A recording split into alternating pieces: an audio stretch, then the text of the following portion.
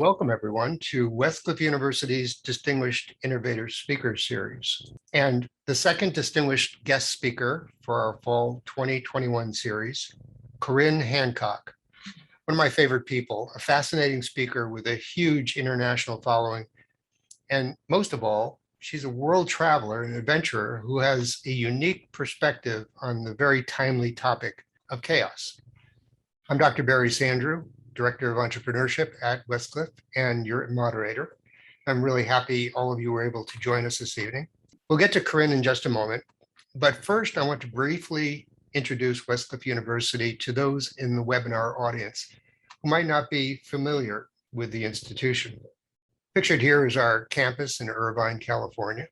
Westcliff is an accredited private institution of higher learning with approximately 4,000 students enrolled both live online and on campus. There are 4 colleges. The College of Business offers bachelor's, master's, and doctoral degrees in business administration, as well as certificate programs. The College of Education offers a BA, a master's in teaching English as a second language, the Real Intensive English program, and certificate programs. The College of Law offers the Juris Doctoral degree and certificate programs. And the College of Technology and Engineering offers BS and MS degrees in IT, an MS degree in computer science, and an MS degree in engineering management. To learn more about Westcliff, including its awesome undergraduate athletic program, I invite you to visit our website at westcliff.edu, as well as Westcliff University on Facebook, Instagram, Twitter, and LinkedIn. And now to our speaker. Corinne is a globally recognized expert in building world-class leaders and effective teams in chaotic environments. But what do I mean by that?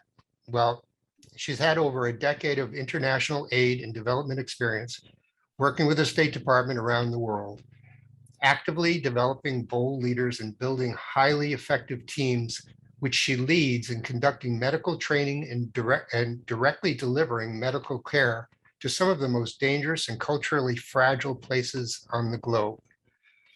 And when she's not doing that, like when an unexpected pandemic happens, she doesn't get bored. She's a certified firefighter, and she's capable of tackling the Colorado wildfires, and she's certified in law enforcement, where she is active as a victim advocate. So we're all very honored to have Corinne spend some time with us this evening to learn how chaos can be empowering, or in the military jargon, embrace the suck. Corinne, welcome. Thank you. Thank you, everyone, for having me. This is just such an honor to be with you and such an amazing introduction. So thank you for that. So I think I'm going to set the context even a little bit more for you. And I'm going to have David show you a quick little intro video that's just going to sort of breathe light to what Dr. Sandrew was saying. So David, if you could just show that video for us real quick, that would be amazing. Really led me to this obsession with chaos is that I've lived and worked in it for my entire career as an international aid and development worker. I'm the founder of the Curiosity Project, a nonprofit organization that drives social impact by providing health and entrepreneurial opportunities.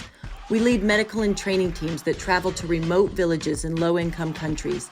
The teams are multicultural, multi-generational, with widely varied personalities and skill sets. As you can imagine, every type of chaos that can happen is going to happen. We are going into new and uncertain situations with all of the same challenges that companies face. Challenging team dynamics, resource constraints, and unexpected changes to, well, anything and everything. In every moment, something is going to change. You just don't know when it's going to happen. As a global health worker, you learn how to prepare for chaos and what to do when it hits. In business and in life, we're put to the test not when things are going right, but when things get chaotic.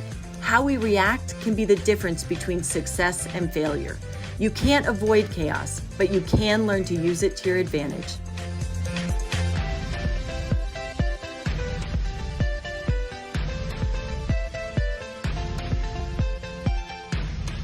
Well, thank you for that. I think it helps sort of bring a little bit more context to this obsession that I have with chaos and why I talk about chaos from this idea of using it to our advantage. I truly believe it's something that we can use to our advantage, especially more than ever right now. So the first question I have for all of you, and I would love for you to just throw it in the chat and start to just throw some of the first words that come to your mind when I ask you about your relationship with chaos.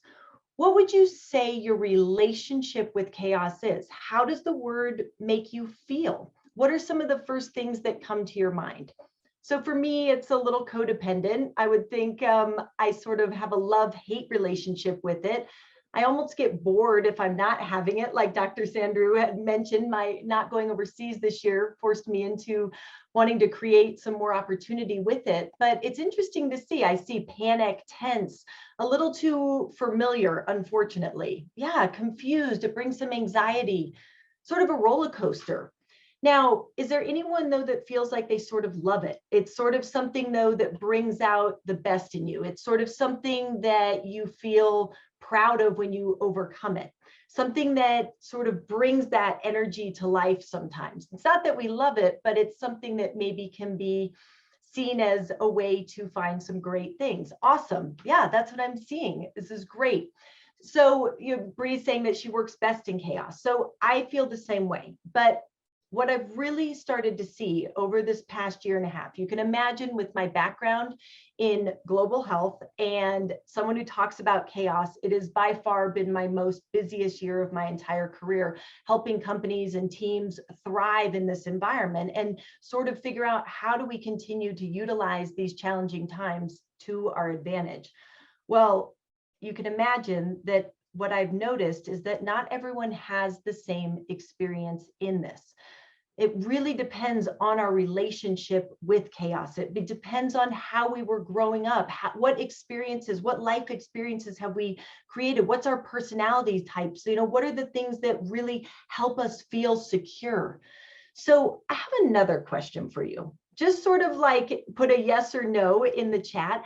How many of you have been on a hot air balloon ride? All right, some no, definitely no's, not yet. I like that answer. Couple of you, yes. All right, I see a few yeses. Okay, well, so next question then is how many of you want to go on a hot air balloon ride? So I think for those of you who put the not yet, absolutely, right? So I come from a multi-generational family business. So about 4 generations, I'm a Colorado native. I'm coming to you from Colorado tonight.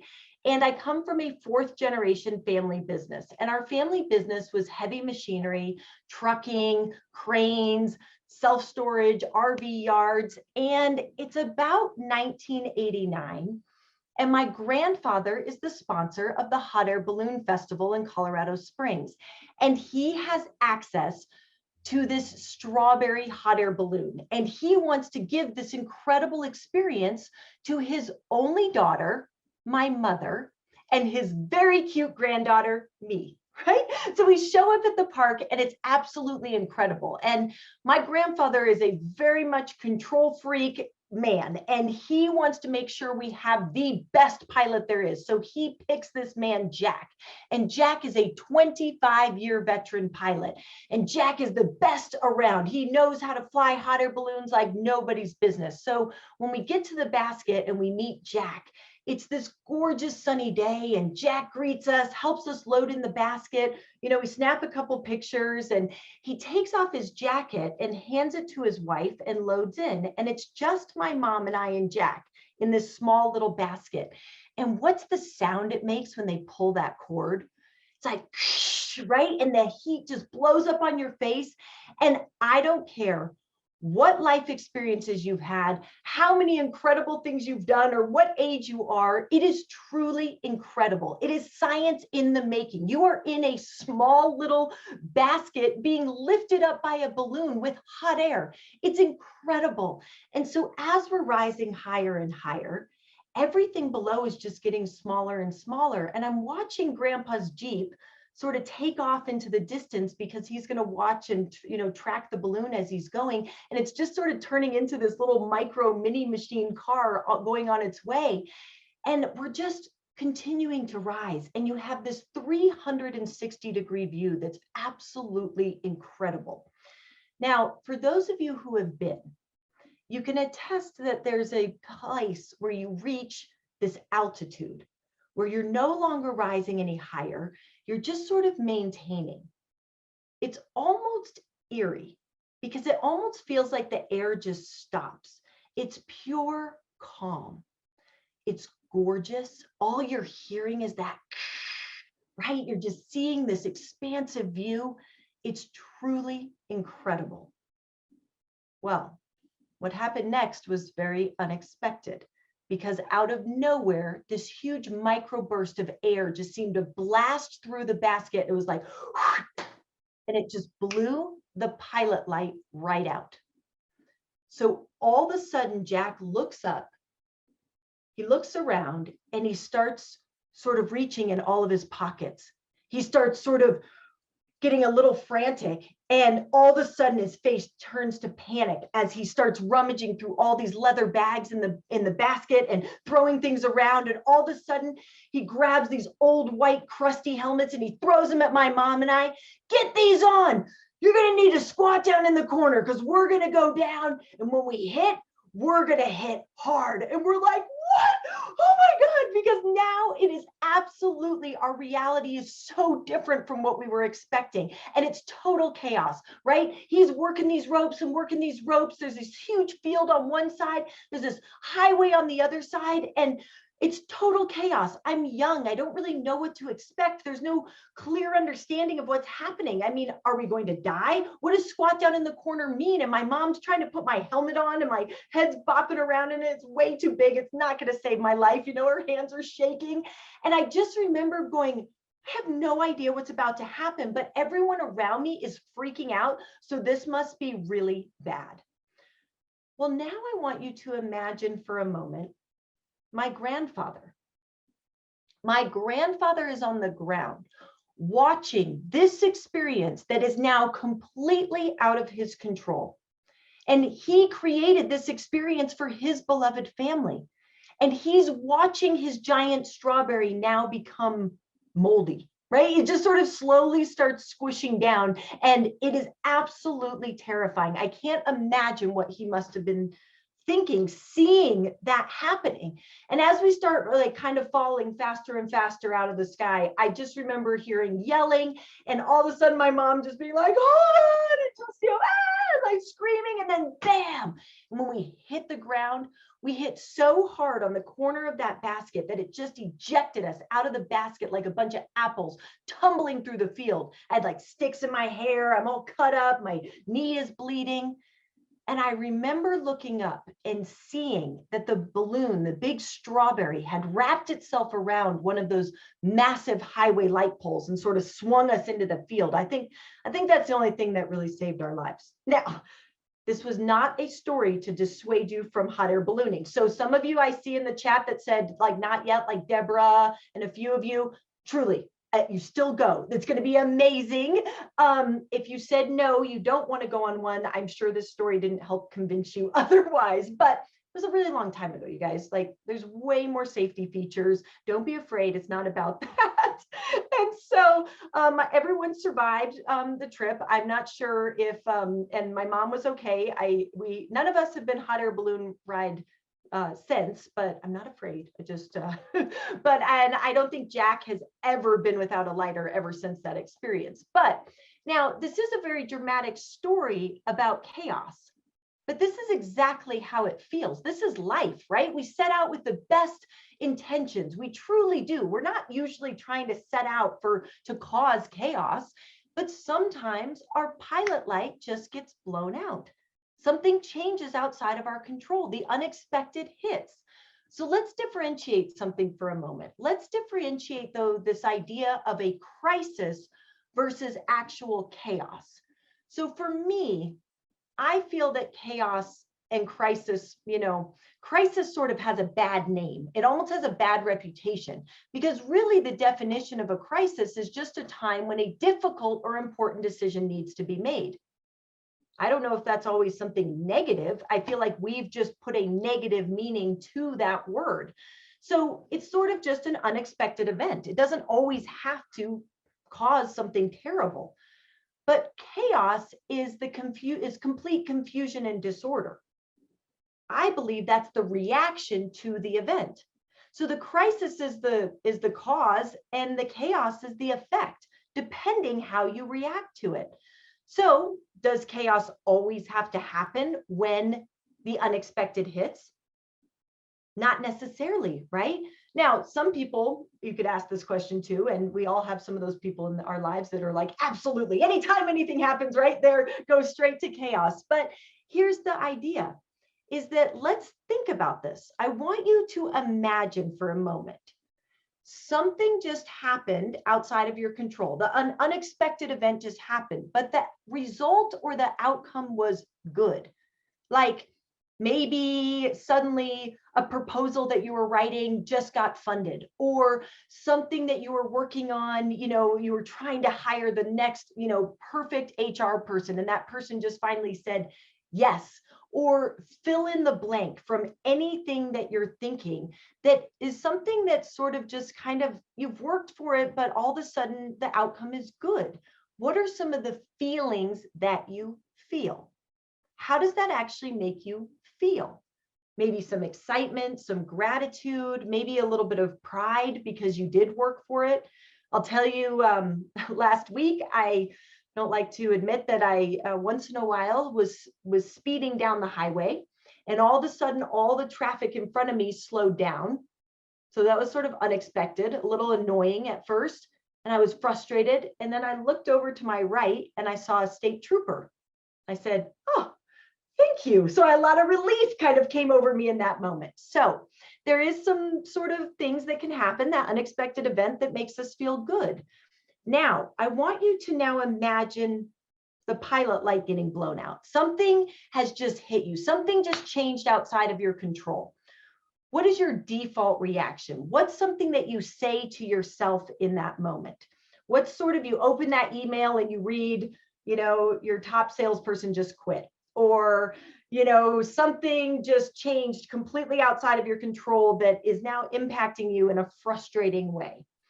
So here's the deal. I study human behavior. I've studied, I work in cultural anthropology and human development in how people react and respond specifically in high conflict and high crisis zones. So I study the default reactions of this behavior. And I believe that there are three. There are three default reactions.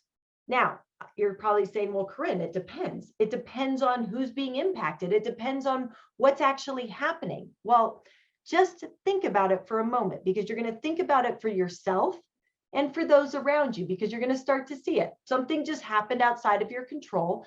And the first group are the ones that are the avoiders. They're like, whoa, not my deal. I don't want to deal with this one at all. Or that's not on my job description. I don't have to deal with that.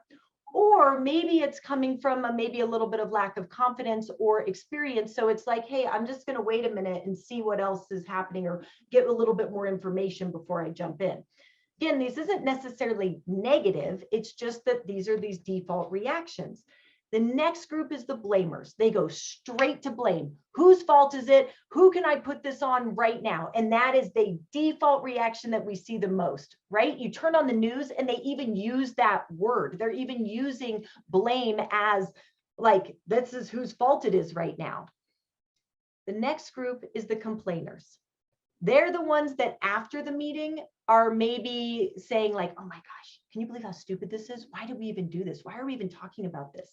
They're the ones that are just complaining about the subject that just happened, that unexpected event. So here's the deal though. In the moment that that pilot light gets blown out, there's absolutely no value. There's no value in these ABCs.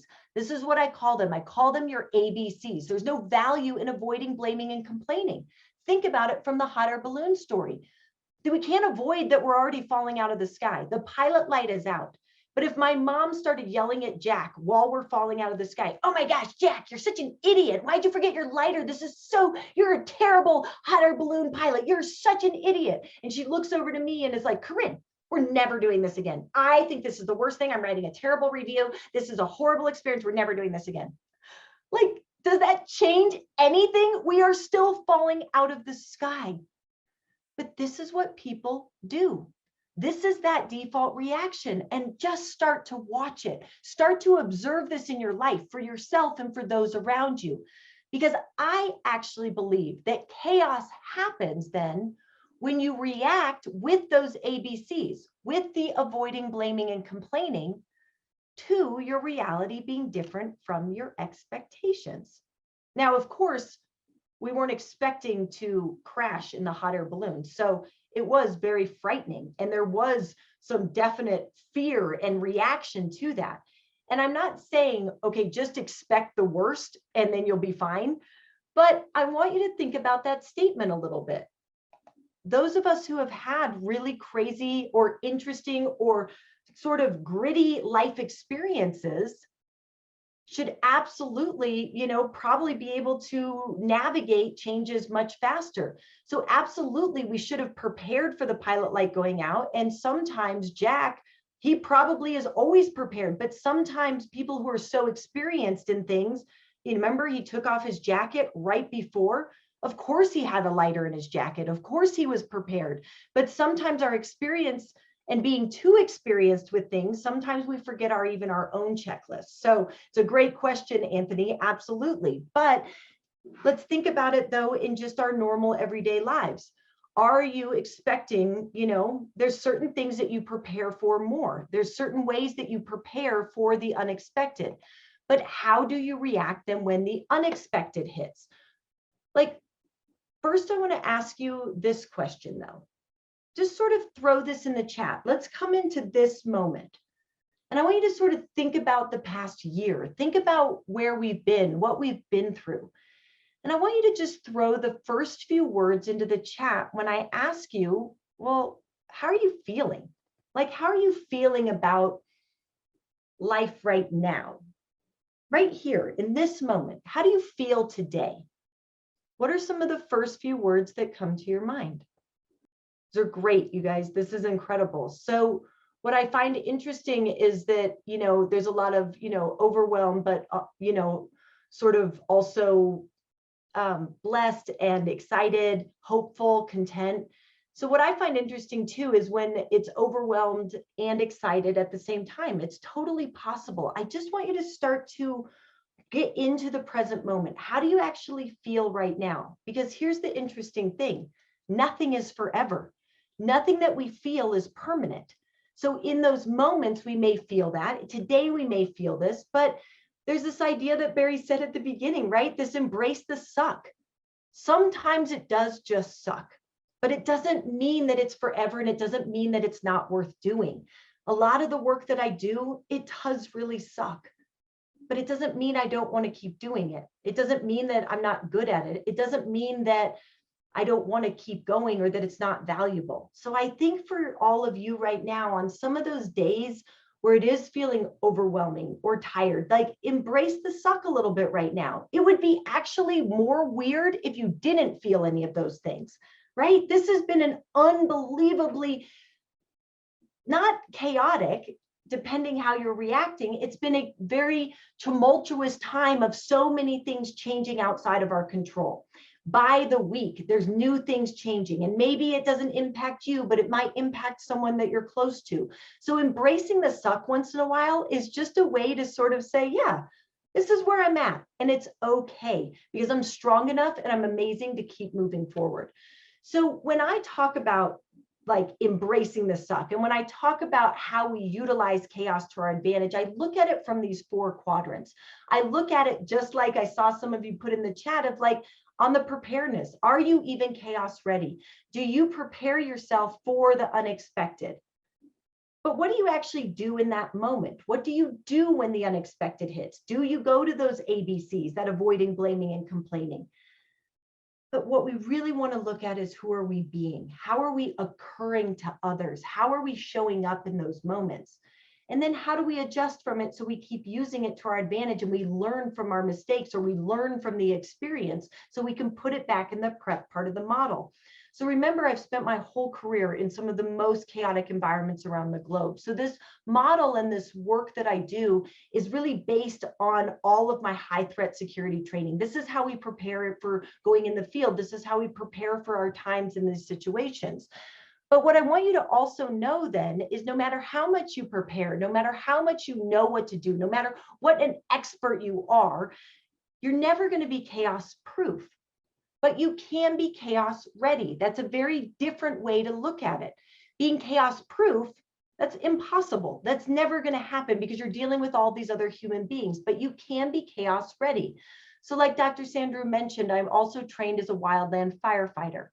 And what I think is so fascinating about that is that fire and chaos are very similar. They have sort of a negative reputation, but it's not necessarily, they just have a bad reputation, right? Fire can also be used to our advantage if we know how to utilize it to our benefit. We do a lot of prescribed burns, but what was the most interesting thing in fire school is we didn't study how to just keep putting out fires. We actually studied what influences fire behavior, what makes the fire grow bigger, what helps contain the fire so it actually extinguishes itself. That's what we want to look at, all of those factors. So it's the same for our lives. We know the things, we know certain people in our lives, we know certain employees, we know certain things, we know certain times of the year that can either get things a little bit crazy where more challenges are going to come, or we can sort of figure out, okay, well, what are the tactics that we can do during those times when the unexpected event hits so that the fire doesn't blow up, so we don't go to those ABCs. So absolutely, the prep part of the model is crucial. There's times in your life where you know how to prepare really well. But I want you to remember this when you're thinking about the prep side. Clarity equals security. So think about a time in your life where you have felt prepared. What did you have that made you feel like you were prepared? That gave you that security? You probably had some clarity. You had some clarity around maybe what you were trying to accomplish, some clarity around the expectations on you, the clarity around your role in it and your responsibilities. You had clarity around what you were trying to even accomplish in the first place. That helps give you that security so that you can move into action. So let's think about it from a psychological point of view. Why do people stay then in avoiding blaming and complaining when things change outside of our control? Well, because it feels safe, right? It feels secure there. It's like the devil you know versus the devil you don't. So for us, we have to keep providing clarity, even for ourselves. Hey, what am I trying to do? What am I really here to do? So I'm going to share something, a story that happened, because sometimes no matter how prepared you are, no matter what you're an expert at. Like I said, I work in the police department as a victim advocate. I respond to crime scenes. I respond to calls like that. And you think, wow, like I'm prepared for this no matter what. Well, a few months ago, actually, this was just last month, I was at a farmer's market here in Golden, Colorado. And it was the final time, it was the final day of the market, the final one of the whole season. And we're all walking around, with our fresh flowers and fresh jams and all of our, vegetables and fruits in our little baskets. And it's just this lovely scene, right? It's starting to get a little chilly, but it's still gorgeous and beautiful out. And everyone's just having an incredible day. And the market's starting to close down and the vendors are starting to put their things away and slowly taking their tents down. And all of a sudden, I hear a whole bunch of yelling and screaming way off to my right. And I'm looking over trying to figure out what's going on. And I think that it's a dog fight. I think maybe someone's trying to break up their dogs or something, because there's all this yelling. And all of a sudden, to the left of me, I see these two people running full speed, like a man and a woman running really fast. And the woman is yelling, Max, Max. And I'm like, oh my God, maybe something is going on with it. And then I hear more and more yelling happening over back to my right and screaming. And then I hear, stop, back up. And I'm like, what is going on? And all of a sudden, I hear someone yell, Right as the dad comes running and scooping up this child, you hit him, you hit the child. And all of a sudden, this woman, this older woman who is driving this white cargo van, who looks completely flustered, trying to figure out who is yelling at her, just stops and starts backing up. And this man is yelling at her now, and it's total chaos. Now, the child is fine.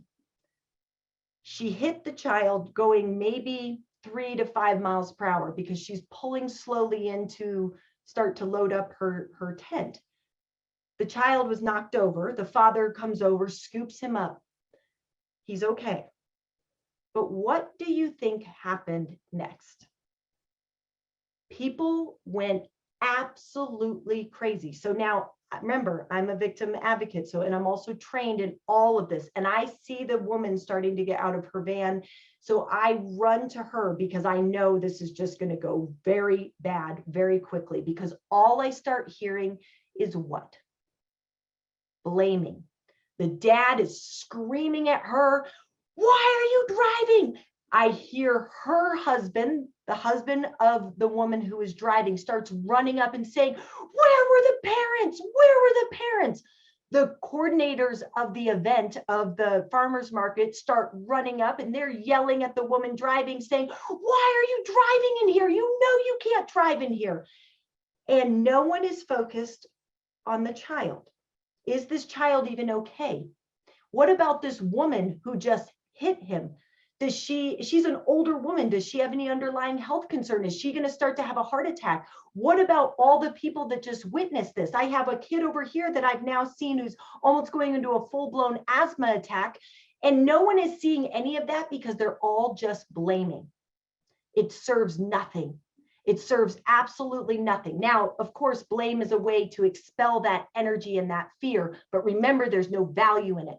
So what I want you to start to do, what I want you to do in those moments, in that moment when the unexpected hits, because no matter what, there are going to be those moments in your life, is I want you to start to replace the ABCs with an ACE action. I want you to think about what it's like, playing ping pong or tennis or volleyball, like you're going to spike it down and you're going to ace it instead of avoid, blame, or complain, because it does nothing.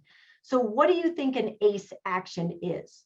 So what do you think I'm trained in more to do in that situation? Because I can't go run up and start blaming this woman. Is that going to do anything? No.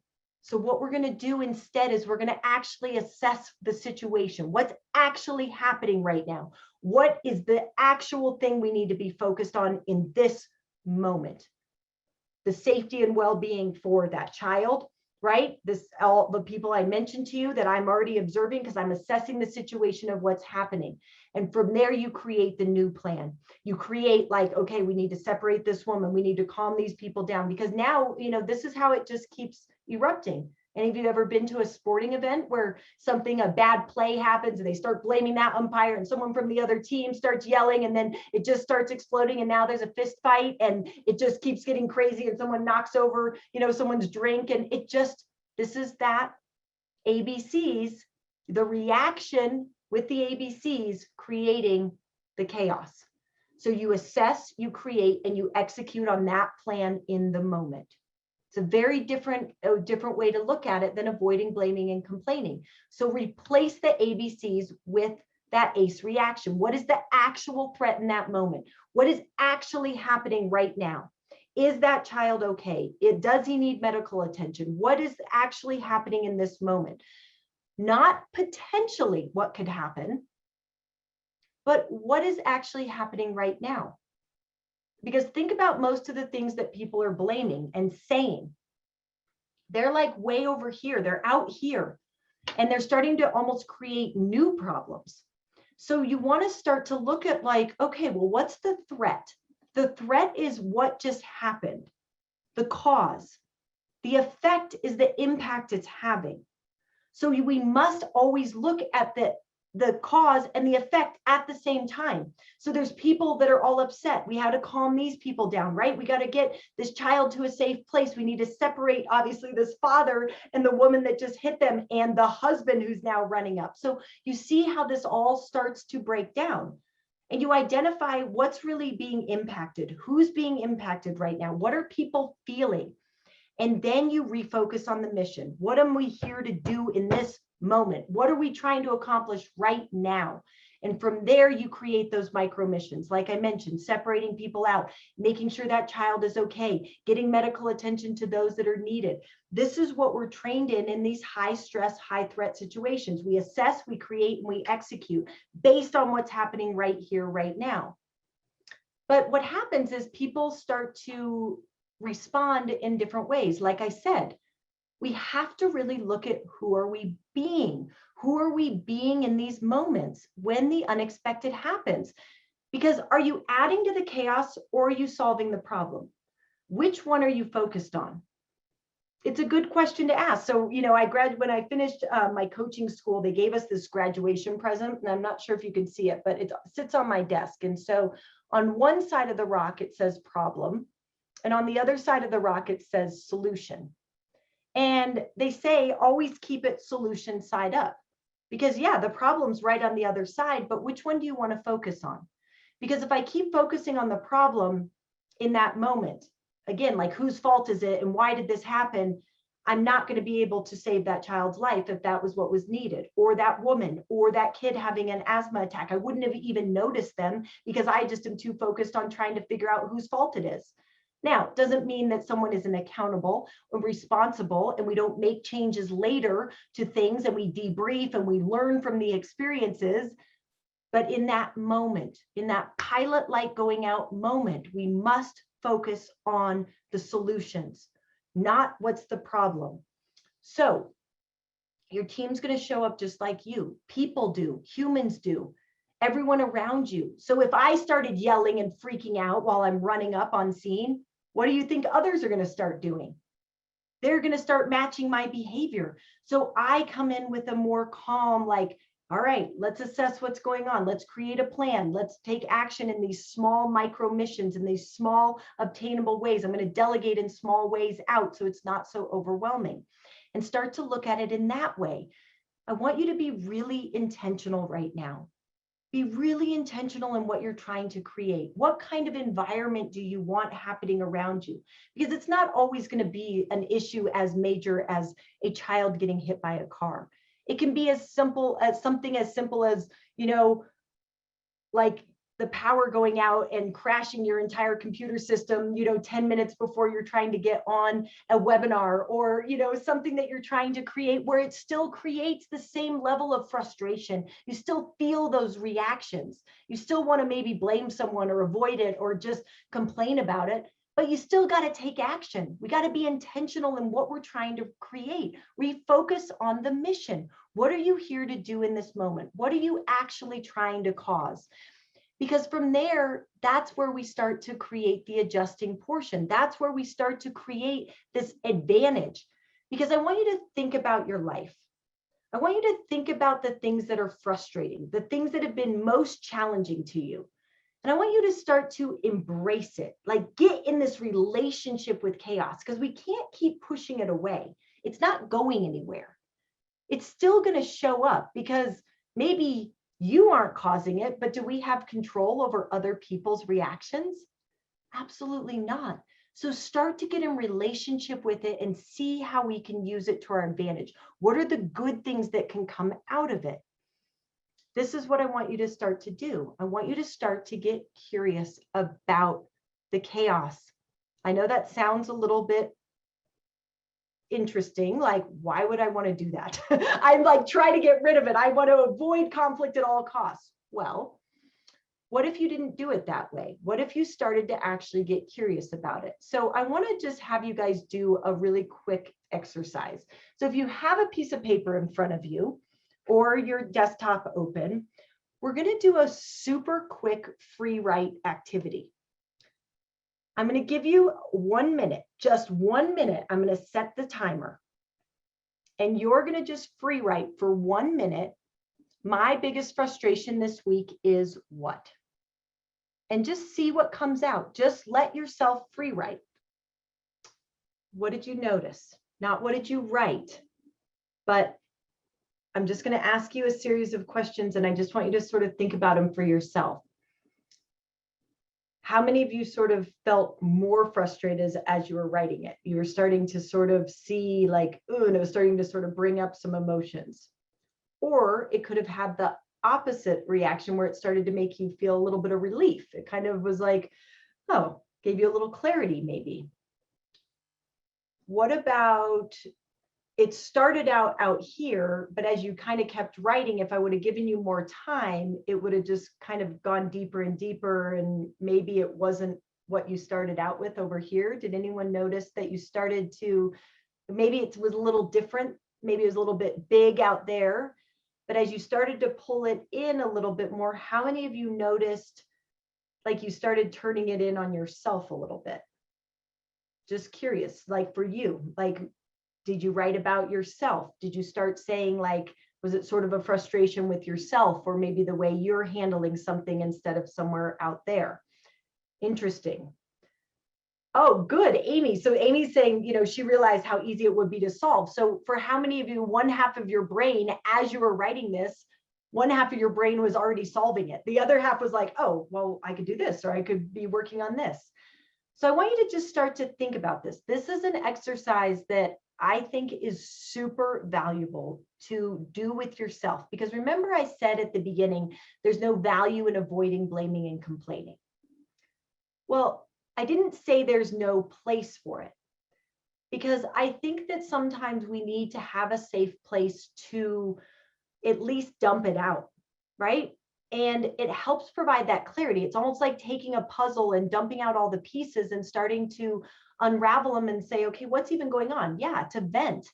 But you got to create a space where you can vent, because how many of you, you know, you come home after work or something and you just kind of unload on whoever's at home with you at that moment. And sometimes that other person just tries to solve it for you. You're like, I don't need any solutions right now. I just need it to actually, like, I just want to talk about it. I don't even know if I'm really that frustrated about it, but I want to dump it out.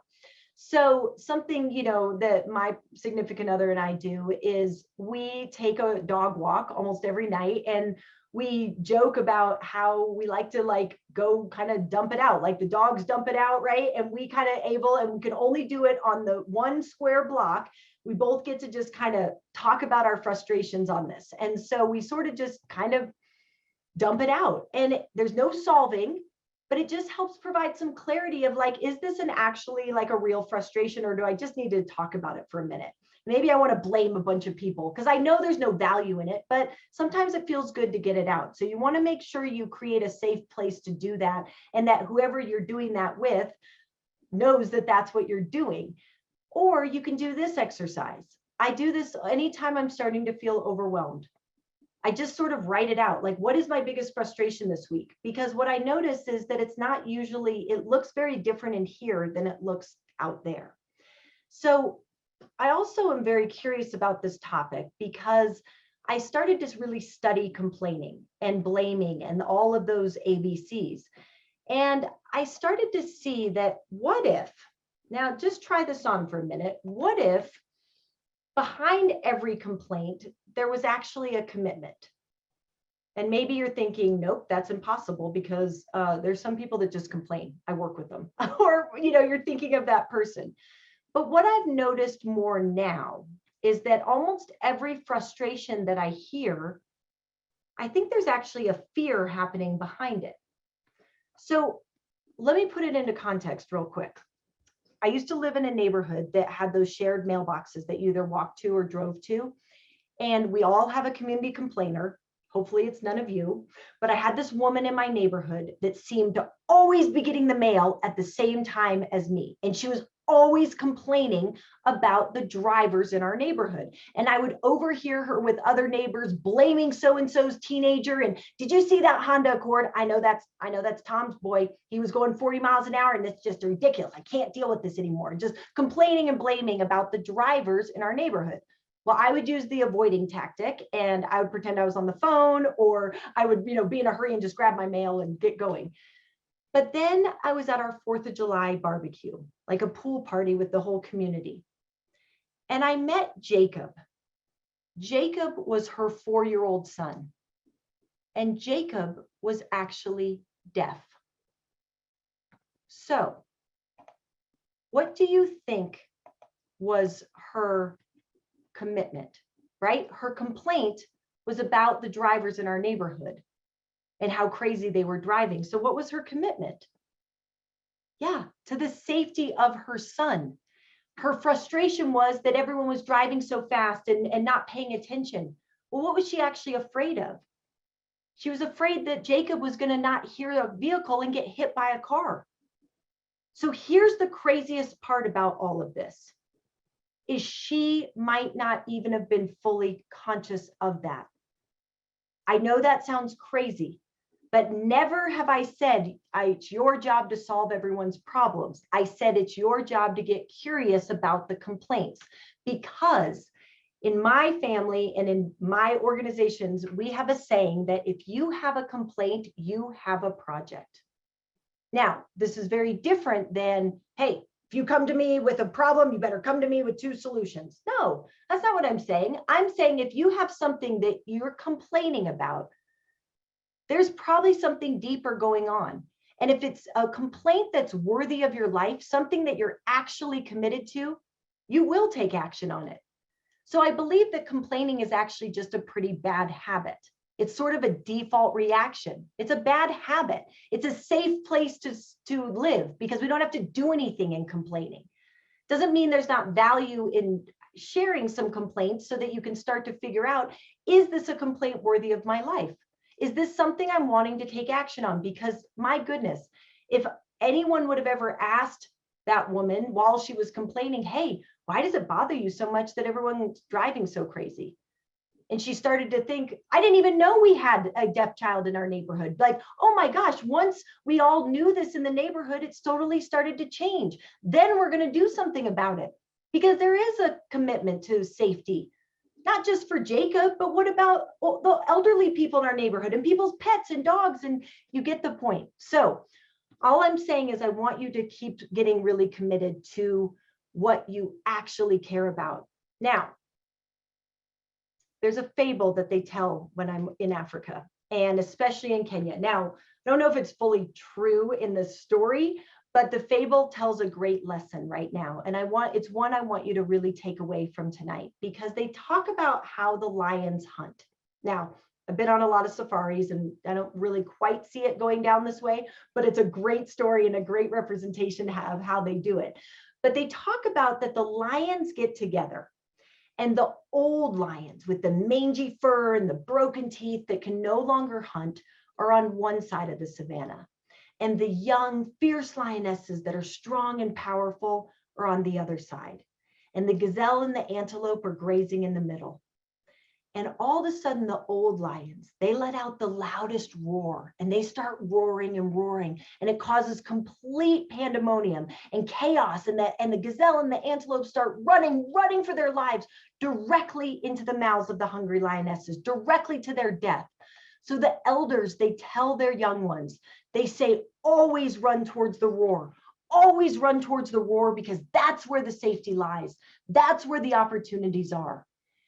And so I tell you tonight and invite you to keep running towards the roar. Keep running towards the things that seem so uncomfortable, that seem so scary, that seem like the unpredictable, because we know that everything in our lives that we are most proud of, the things that we hold most dear, they always came right on the other side of some of our greatest challenges, some of our greatest chaos.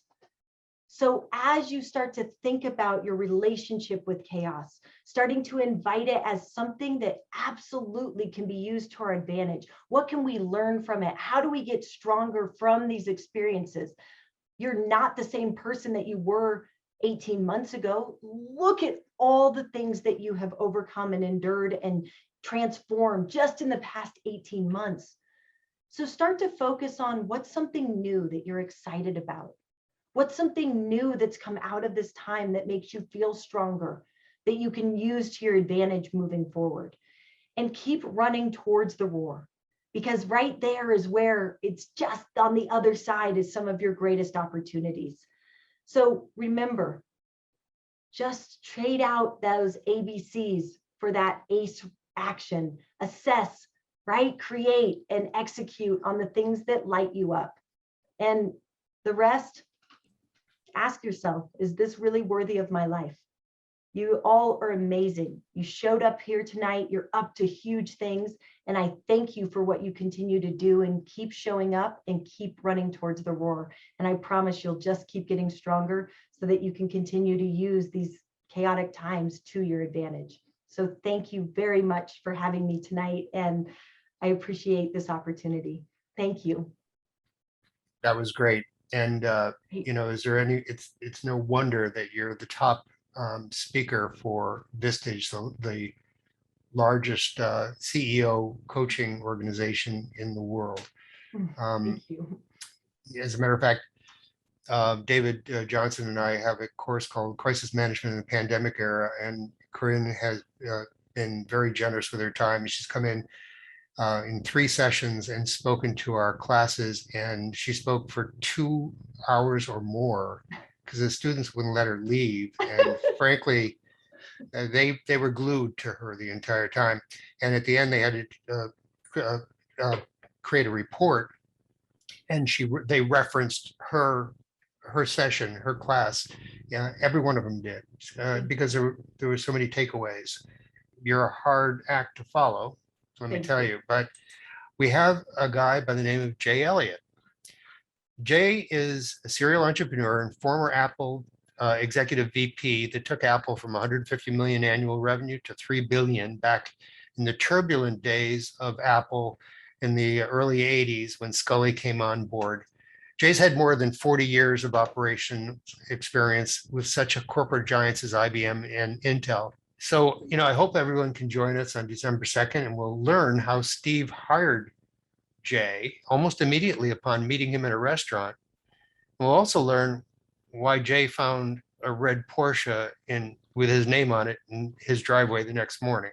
We'll learn what it was like working with the iconic Jobs, particularly during those chaotic early years. And he'll discuss his lifelong friendship and collaboration with Steve Jobs. So I hope all of you can make it on December 2nd. And I thank you all for coming. And Corinne, you're awesome. Thank you so much. Thank you, everyone. And truly, you can hit me with questions on LinkedIn as well. I see some coming in. I tried to respond to a few of them directly on there, but happy to answer any of your questions in LinkedIn as well, or like we said, on social media as well for that, so that we can honor your time in that way. But I appreciate all of you for being on here and continue to keep doing great work. And as always, the Westcliff community is just one of my absolute favorites, and you guys are creating unbelievable and inspiring so many next generations of incredible, thoughtful leaders of actual substance, not just leaders of appearance. And I love that. It's incredible. So thank you, everyone.